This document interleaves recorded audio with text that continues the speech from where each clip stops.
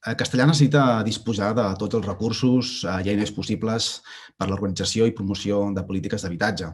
Històricament, la nostra vila ha tingut un dèficit molt important en la promoció i en la gestió d'habitatge públic. Actualment, la gestió de la borsa de mediació de lloguer social de l'Ajuntament s'ha mostrat com una eina que en ella mateixa no resol els urgents objectius d'accés a l'habitatge, especialment dels col·lectius joves. Disposar d'un habitatge digne és un dret bàsic en una societat justa.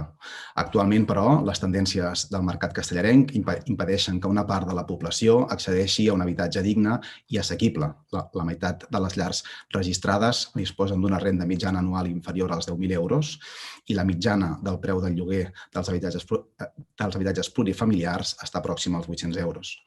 En aquest context, resulta imprescindible que l'Ajuntament porti a terme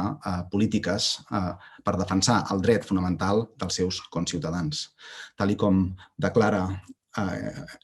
el preàmbul de la Llei 18/2017 de 28 de desembre, el dret a l'habitatge s'ha de considerar el proveïment d'habitatges destinats a polítiques socials com un servei d'interès general, en la línia del pronunciament del Parlament Europeu en matèria d'habitatge social. L'article 26 de l'Estatut d'Autonomia de Catalunya disposa que els poders polítics han d'establir per llei un sistema de mesures que garanteixi el dret a accedir a un habitatge de les persones que no disposen dels recursos suficients. El dret universal a un habitatge i a la protecció dels drets humans apareix en diferents declaracions i normatives nacionals i internacionals,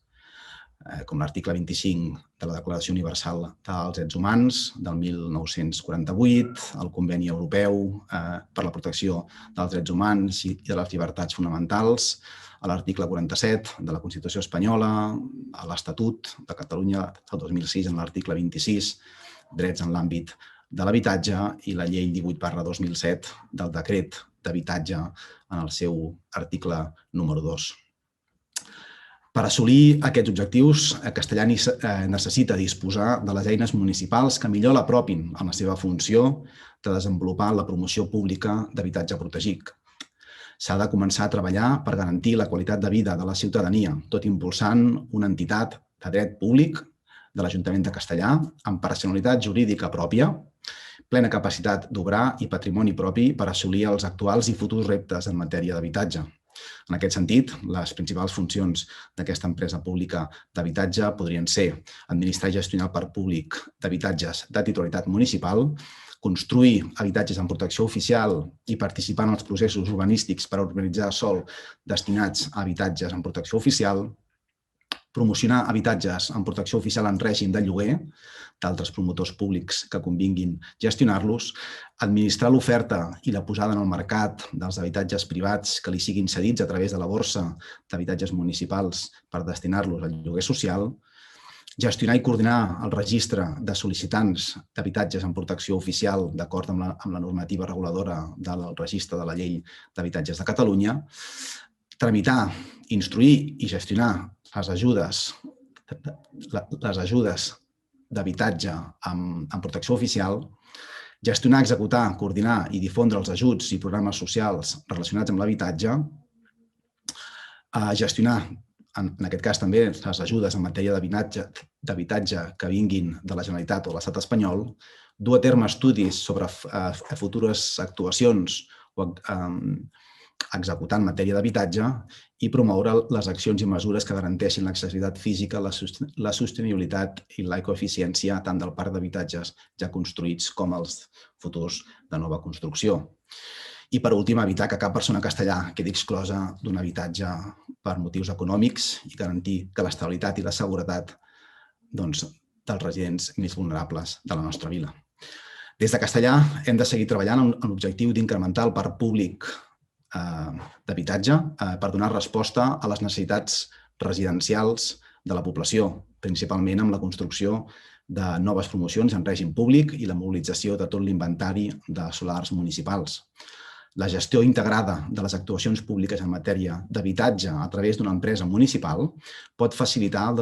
desenvolupament d'acords amb els principis de subsidiarietat, coordinació, cooperació i col·laboració amb altres administracions supramunicipals i també amb concertació, si s'escau, amb altres ens de caràcter públic o privat. empreses de castellà, per exemple, que puguin ajudar a aglutinar esforços i racionalitzar els recursos i potenciar la promoció de l'habitatge públic. Atès que el nostre municipi necessita optimitzar els recursos existents en matèria d'habitatge, atès que Castellar necessita d'un òrgan administratiu dinàmic, versàtil, flexible, per a poder donar una resposta moderna, eficaç i eficient a les necessitats i a les problemàtiques en matèria d'habitatge, atès que l'actual adquisició o la futura adquisició del solar de la Plytech garanteix un increment de les reserves de sòl en polítiques d'habitatge municipal pels pròxims anys, atès que en els pròxims anys serà necessari impulsar el desenvolupament del solar de la Plytech per destinar-lo a habitatge de lloguer públic amb diferents mecanismes de gestió, atès que el municipi ha de preveure el desenvolupament d'altres iniciatives vinculades a la resta de solars dotacionals que comportin dur a terme operacions mercantils amb sòl o amb béns immobles que requereixin rapidesa en la presa de decisions, atès que la creació d'una empresa pública pot tractar d'una manera més eficient i integral totes les funcions de promoció d'habitatge públic mitjançant les diverses tècniques jurídiques que estan al seu abast i atès que la realització de determinats serveis o iniciatives pot generar recursos econòmics que ajudin a finançar totalment o parcialment les despeses ordinàries o extraordinàries de l'empresa municipal, ja sigui a través de transmissions d'habitatges, cobrament de taxes o per la realització de determinades gestions, etc. Per aquests motius, des d'Esquerra de Castellar creiem imprescindible treballar per implementar una empresa pública d'habitatge local que disposi d'una estructura organitzativa amb la força suficient per desplegar el màxim ventall possible de polítiques d'habitatge. És per aquest motiu que el ple de l'Ajuntament de Castellar, a proposta del grup municipal d'Esquerra,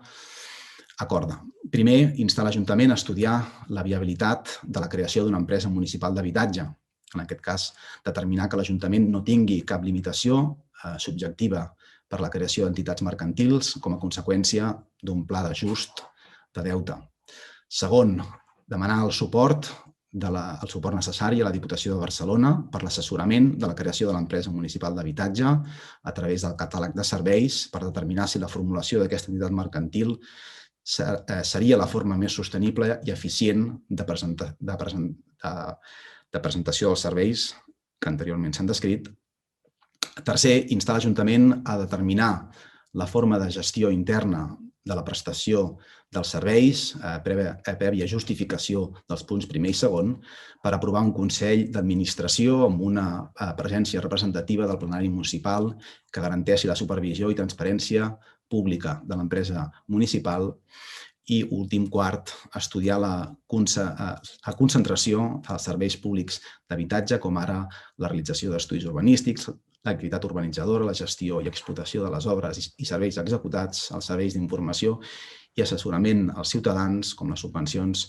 mediacions, ajudes, etc., en aquesta empresa pública.